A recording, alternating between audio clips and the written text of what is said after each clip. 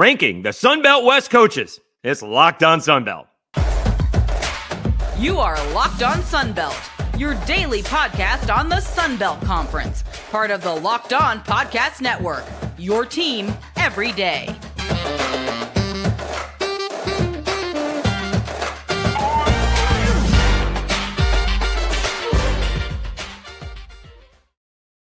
All right, welcome back to another edition of Locked On Sun Belt, your team every day. I'm your host, Dave Schultz. Today's episode is brought to you by FanDuel. Make every moment more. Right now, new customers get $150 in bonus bets with any winning $5 moneyline bet. That's $150 if your team wins. Visit FanDuel.com/lockedon to get started.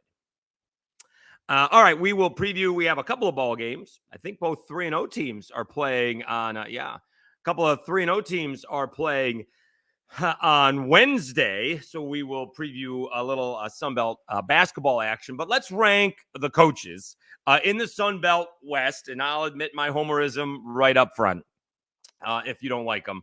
But they're my rankings, and you're welcome to disagree or challenge or call me crazy, all right? The one thing that we may have different, and I just did the West this morning, and kind of off the top of my head, I was actually impressed. Was able to list all the coaches without looking. And I'll do that again tomorrow for the Sun Belt East. And one of the things that may be different is the new Sun Belt coaches in the West, Bryant Vincent and Jared Parker, don't have extensive, if any, head coaching experience.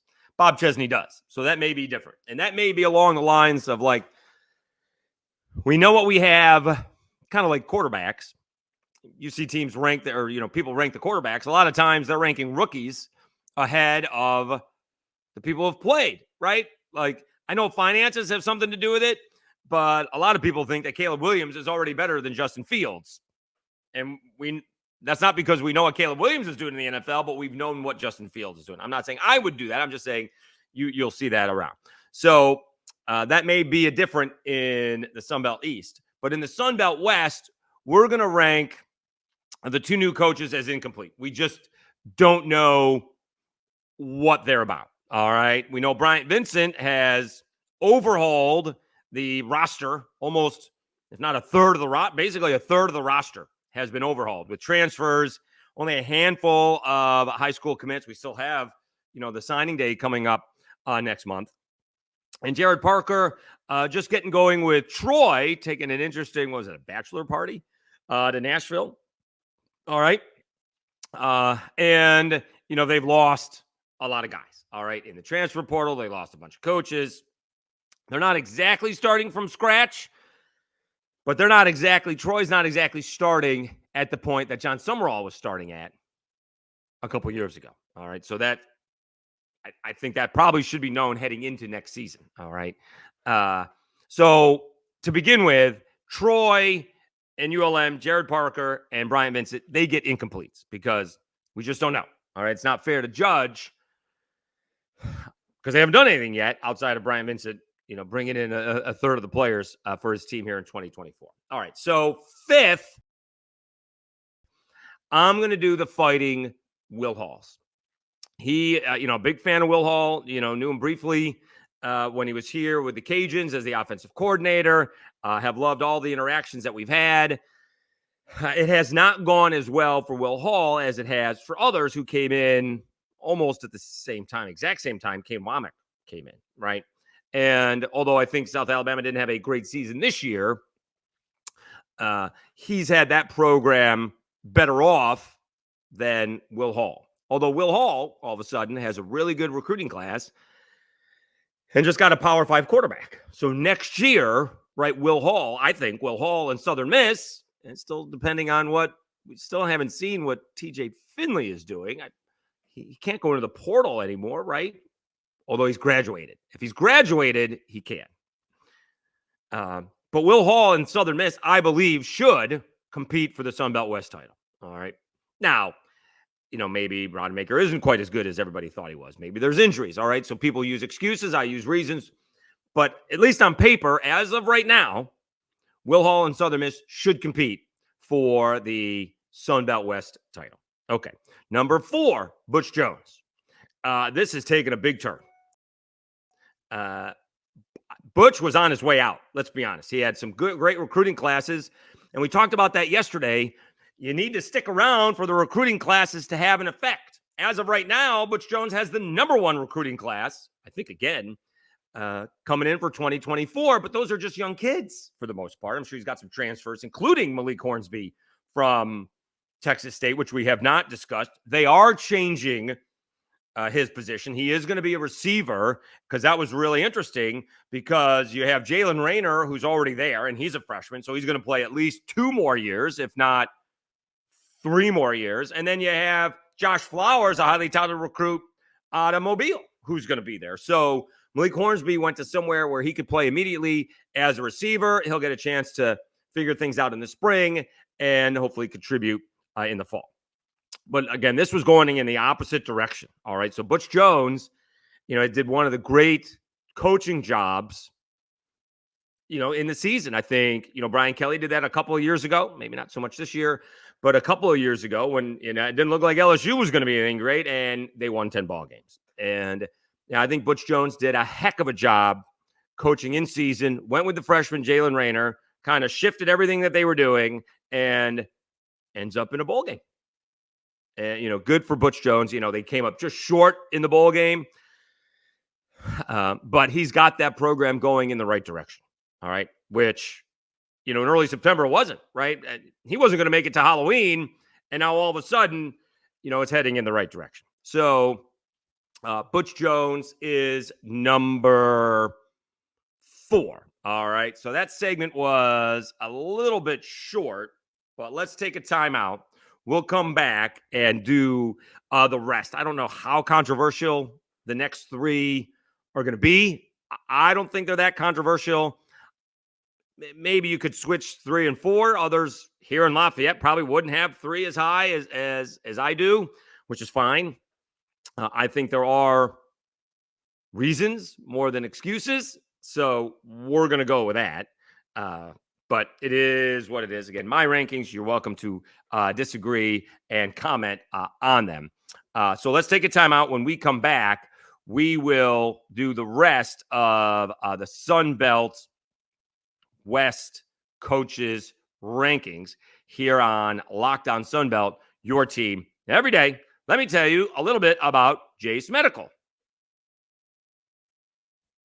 I know we come to sports to escape from some of the crazy realities of real life, but can we talk just for a minute about preparing for real life? According to the FDA, pharmacies are running out of antibiotics right in the middle of the worst flu season in over a decade, and this is scary. I can't imagine a more helpless feeling that if a close family member got sick while a supply chain issue kept them from a life-saving medication they needed. Thankfully, we'll be okay because of Jase Medical. The Jase case is a pack of 5 different antibiotics to treat a long list of bacterial illnesses, including UTIs, respiratory infections, sinusitis, skin infections, among others. And this stuff could happen to any of us. Visit jasemedical.com and complete your physician encounter. It'll be reviewed by a board-certified physician, and your medications will be dispensed by a licensed pharmacy at a fraction of the regular cost. It's never been more important to be prepared than today. Go to jasemedical.com and use offer code LOCKEDON to get $20 off your order. All right, Dave Schultz, Locked On Sunbelt, your team every day. Let's continue with the Sunbelt West coaches rankings. So far, we did the incomplete for Jared Parker and Bryant Vincent. Incomplete because they don't have any experience being head coaches yet, and we don't have any idea about them. We did Will Hall at 5. I think that could be very different by the end of the season, but heading into it, based on the successes of the others, that's where he is. Butch Jones seems to be having Arkansas State heading in the right direction. All right, he's had some great recruiting classes, finally went with a freshman at quarterback, and we'll see if they take that to the next level. I said Southern Miss should compete for a Sun Belt West title. So should Arkansas State. Let's be honest. I mean, you give Jalen Rayner another year, okay, work on whatever weaknesses you think they were, and maybe passing was one of them. All right. And decision-making is another. And you get that to a level that, again, we just needs to be Levi Lewis, right? You need to be Levi Lewis, which is really good, but, we don't need to be putting Lamar Jackson numbers kind of up. Just need to be Levi Lewis. All right.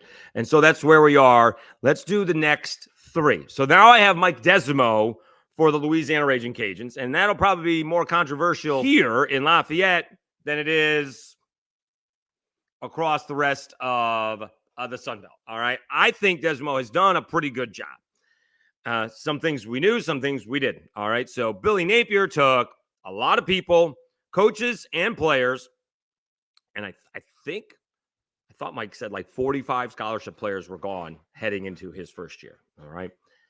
And he admitted we tried to stick with the same plan heading into 2022, but the plan worked for the previous team and wasn't going to work for the team in 2022. So then they got a plan for 2023, and that plan had to be edited numerous times because you went from Ben Woldridge to Zion Chris to Chandler Fields.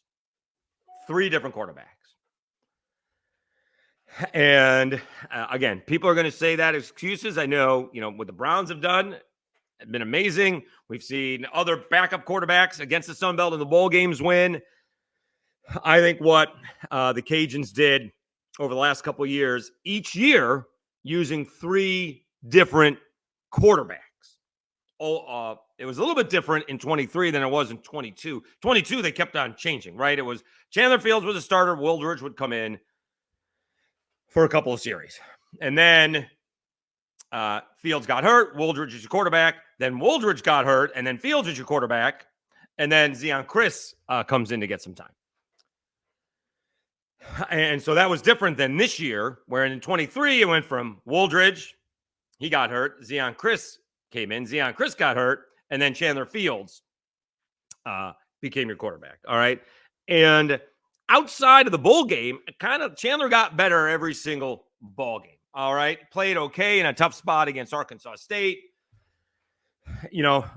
Arkansas State made a ridiculous defensive play on interception I think he went in there to convert like a 3rd and 13 or something like that, maybe even a 3rd and 18, and was leading the Cajuns down the field until Arkansas State made a ridiculous play. And then he just got better and better, struggled a little bit against Southern Miss. That was on a short week. All right. And just it got better and better and better until it didn't really work all that well. He struggled, did not have a great game against Jacksonville State. But he's coming back. So Zion Chris is in here. Ben Woldridge is back, and Chandler Fields is back. So the quarterback room should be pretty good health-wise if it stays that way. And maybe that's why Chandler came back. I'm sure that had to do with Zion leaving. All right. I'm not sure he wanted to be a 3rd-string guy, but, with all due respect to Ben, he hasn't stayed healthy yet. So if I'm Chandler Fields, I got to be ready to go at any particular moment. So I'm putting Mike Desimo number 3. He has led the team, despite rebuilding on the fly, to 2 bowl games. He hasn't won a bowl game. I know he's had 2 losing records. I think Jacksonville State was really good. They were pumped up for the game. That game could have gone either way. If they win that ball game, by 3, is it really that different of a perception? Apparently it is. I don't think it should be. It is, right? That 7-6 is distinctly better than 6-7. I don't happen to think so, but others do. And it would be a different perception if they won that bowl game against Jacksonville State. All right. Jacksonville State had a great season. All right. And I thought the Cajuns did well in that ball game, just not well enough. Really, didn't finish it off when they had a chance to win. All right. So I got Desimo number 3. Number 2, G.J. Kinney. All right. Love the cockiness. Love the confidence. Love the offense. Signed an extension. Not only won 6 ball games, but won 8 ball games. Won a bowl game. Has his running back coming back in Ishmael Mahdi. And to be honest with you, it kind of feels like they're working on NIL deals for TJ to come back. All right. TJ Finley to come back. So that's kind of what it feels like, right? He's married. He's got a kid. He's got to support the family. he's got an opportunity to make some money. It may not be the most money ever, but he may not need the most money ever. You need diaper money, right? He needs, rent money, right? If he's going to school and playing football, his time is going to be taken. And, I don't know about mom. Mom may be in the same situation. She may have to finish school. I don't know about mom. So there's going to be, nanny money. So again, it doesn't have to be 7 figures. I don't even know if it has to be high 6 figures. It just has to be like high 5, low 6 figures because, if you get that coming out of college, you're doing pretty good. So again, not knowing and seeing any news, I presume Finley's coming back, and they'll be honest with you, they will be the preseason favorite to win the West. All right, based on G.J. Kinney and based on who's coming back. All right, they will be the proverbial leader in the clubhouse. Now, if Finley doesn't come back, that's going to change things immensely. All right, and then there's no Malik Hornsby. So now we're kind of starting at scratch. So you're going to have to figure out who the quarterback is if Finley doesn't come back, but hopefully he does for Texas State's case. And they signed him to a big contract. We're seeing more and more. There's a huge buyout if he leaves. Again, he could be there for a little bit as well. You can only pay so much through the Sun Belt. So, hopefully he stays. I mean, again, we've talked about this with TJ Finley. This is not my idea. This was someone else's idea, so I'm stealing it. But he could stay and, be that guy for Texas State. And all of a sudden, whether DJ Kinney stays or not, which I'm sure he's going to get a Power 5 job, a couple more bowl games or a Sun Belt championship, and he's going to be gone. He's going to go from making $1 million or so to be making $4 or $5 million, and you can't blame him for that. But if TJ Finley sticks around for a couple more years, cashes in somewhere between 150 and 200,000, all of a sudden he gets a good job in the athletic department. Maybe he gets he's already probably working on a master's degree, and then he becomes the guy in San Marcos, and that's not the worst way to be for a little bit. I don't know what TJ Finley wants to do. If he wants to try to go pro, great. There's opportunities out there, but he could be the guy in San Marcos for a long time. If they stick around. And so who knows, maybe GJ Kinney sticks around for 2 seasons while Finley finishes up. All right. And my number one coach in the Sun Belt, it was not a great year, though they did win the first bowl game in South Alabama history, Kane Wommack. All right. He's done a really good job of instilling that culture. All right. And for the people who say, we don't care about the bowl games, go look at South Alabama's video of them winning a bowl game. All right. Now, it's a little bit different than most. Even if Troy wins it in, where were they? Birmingham? That's not winning it on their home field. They won a bowl game in Mobile. And that's the first time they've won a bowl game. And so they get a chance to celebrate it on their home field, although they were the visiting team, which is strange. Whatever. They've gone to 2 bowl games back-to-back. That's unheard of. They had a 10-win season. That's unheard of. That was 2 years ago. And they seem to have their quarterback of the future already there, right? Gio Lopez got a little bit of time, played extremely well in the bowl game. Carter Bradley banged up. Desmond Trotter started, played well, but Gio kind of stole the show running and passing. And so they seem to be in a good situation moving forward. Oddly enough, they got rid of a few coaches, right? The offensive line coach, I think the wide receivers coach, the linebackers coach. Now the defensive line coach, he went to Tulane with John Summerall. So they got some coaches to replace. However, they have kept their offensive coordinator, Major Applewhite. I mean, I didn't even hear him at all for Power 5 jobs or head coaching jobs, or Corey Batoon. Didn't hear them at all, right? And again, has to do with the roller coaster ride of what South Alabama was on this year, right? They didn't put up 50 one time. They didn't put up 50 2 times. They put up 50 points 3 times. And yet they let a 14-0 lead early, admittedly get away from them against Central Michigan. Didn't appear to be prepared to play Tulane. They go into Oklahoma State and hammer the Cowboys. And that was when Gunday said, all right, we're changing things. We're sticking with one QB because this way isn't working. And Oklahoma State ended up having a good season. Did they play for the Big 12 championship? All right. So that game was the eye-opener. And yet they lost at home in a turnover fest against the Cajuns. And, it was just an uneven season. All right. But you're now having that continuity, at least with the coordinators. Ken Womack will be heading into his fourth year. Major Applewhite with his fourth year. And Corey Batoon with their fourth year. And now we're going to see how good that staff is. They kind of was a hodgepodge in the first year. And they probably would have gotten to a bowl game, but Jake Bentley got hurt. And that kind of ended that. They had some games that they probably could have won, but didn't.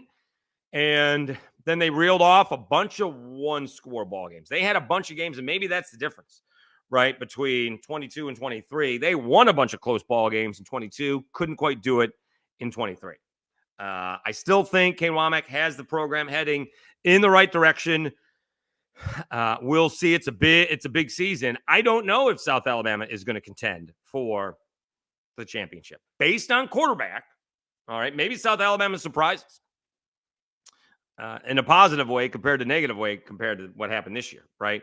Who did I have? I have Arkansas State, the Cajuns, and Texas State, and now Rodemaker over at Southern Miss. They should contend. All right, but not sure about Texas State's going to depend on Finley, like we mentioned, and not sure about South Alabama. They could surprise.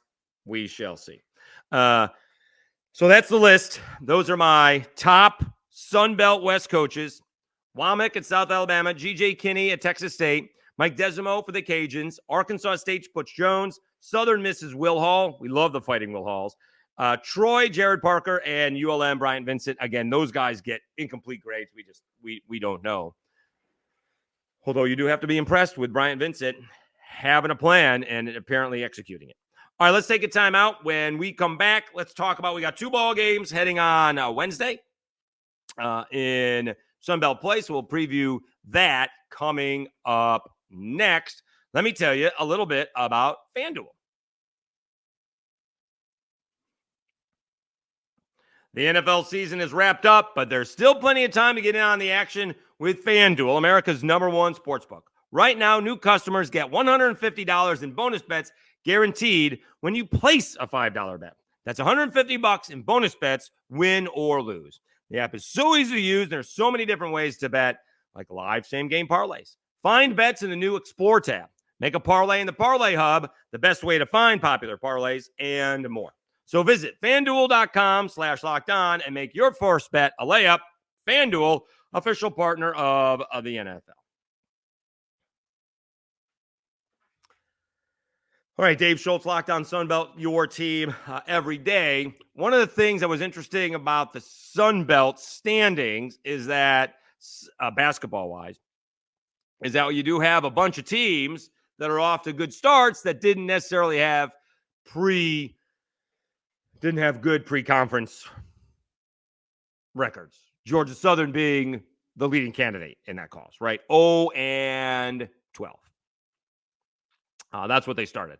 And yet, they've now started 2-1, including a win on the road. So they are 2-13 overall, but they're 2-1 in the Sun Belt. So the 2-13 don't mean anything. The 2-1 does, right? In the Sun Belt's one bid league, and we're trying, if you're a Sun Belt basketball coach, trying to get as good a seed as possible. I guess you're trying to get a top 4 seed, but we saw that didn't always play out last year in Pensacola because you haven't played for a week and someone gets a little play, right? It doesn't really, there's not a huge advantage in terms of being tired to begin with. Although I think, in the Sun Belt Conference tournament, right, one game, your legs are not going to be gone one game. It may be at the end where maybe, the Cajuns had a little bit more. I think they were a better team. But the Cajuns had a little bit more than South Alabama did. South Alabama, I think, was playing right there. I think there was even a day off in there. They were playing their 4th game in 5 days where, the Cajuns were only playing like their 3rd. But the idea is to get, the preseason doesn't really matter. It's the Sun Belt standings and putting yourself in position to win the Sun Belt Conference tournament, right? JMU, they lose 1 ball game on the road to Southern Miss and they fall out of the top 25. And we mentioned there wasn't a whole lot of room when you're in the 30s or you're ranked, you're seated in, bracketology as like an 8th seed or a 10th seed. If you ain't winning the Sun Belt Conference tournament, you're not getting an at-large berth, right? You need to be at like a 5 or 6 seed, which I think JMU should have been, but they weren't. And so now, what do we got on Wednesday? We got a pair of ball games. A little bit disappointed that these games don't appear to be on anything more than streaming. You would think that they would be on Wednesdays and be on one of the linear channels instead of just the plus. But you do have Marshall, who has started out 3-0. They started out really hot, including a win over the Cajuns. They're only 8-8, so they started out the season 5-8. That's not great. But now they're 8-8 with the help of a 3-0 start. They host Georgia Southern. So Georgia Southern beats Southern Miss, takes one on the chin against Arkansas State, but then bounces back to beat Monroe. Now what can you do on the road against Marshall? That's going to be a tough game. We don't have a line just yet. Those lines will come out tomorrow. We'll go over those as well. But that's going to be a tough spot for Georgia Southern. We'll pick Marshall right now. I mean, Georgia Southern got hammered by Arkansas State. I think they made a bunch of threes in that ballgame, did Arkansas State. But we'll see what that line is. I mean, should it be more than 6 or 7, right? So the lower the line is, the more I'm going to take Marshall. The higher the line is, the more I'll take Georgia Southern. All right, meanwhile, the Cajuns are traveling up to Troy, and Troy was not off to a great start this year. They started out 6-6, and we're big fans of Scott Cross, but now they're 3-0. Let's see who they've beaten. They beat App State. I think they took down App State, so that's a nice win. That may be their best win. Yeah, so they won at Coastal Carolina. They hosted Old Dominion, took them down, and they did hang on to defeat App State 66-62. So that is a nice win for Troy. Cajuns, let me see how many threes they hit the other night, because I really believe the Cajuns need to hit like 10 threes. I'm not sure they've gotten there. Like if they hit 10 threes against JMU, they would have won. I think they only hit about 5. Let me see how many threes they hit against Coastal Carolina. They hit 9. Close. Not a bad percentage, 35%. Not great, but not bad. They hit 9 threes, and that's the difference in the ball game. Coastal Carolina was 3 of 14, and it was a 8-point game. So the Cajuns need to hit the threes. Troy appears to be pretty good defensively. We'll see how that works out. Was it JMU? I thought JMU did a good job of limiting the Cajuns to 3-point attempts, because that's how they're going to beat you. To me, that's really the only way they're going to win. All right, they're going to live and die by the 3. And the closer they get to 10 3-pointers is when they're going to be competitive or not. And the difference in this ball game against Coastal Carolina was, again, Joe Charles hit back-to-back threes, right? Like we talked about this, Coastal had taken the lead in the second half. And I think it was tied, and it went from like 62-62 to like 68-62 in a blink of an eye. And I don't think the Cajuns gave up the lead. From there, they also did a good job hitting their free throws, 18 out of 23. So you do have the Cajuns heading up to Troy. I presume that'll be, a 3-4 point game for Troy. And it's, again, winning on the road is hard. So I would probably pick the Troy Trojans to win that and cover. All right, but let's see if the Cajuns can go up there and turn the trick. Bob Marlin and Scott Cross have been coaching against each other for a while now. All right. Thank you so much for tuning into Lockdown Sunbelt. We're getting so close to 1,100 subscribers. Really appreciate that. Remember to like and share if you see this on YouTube.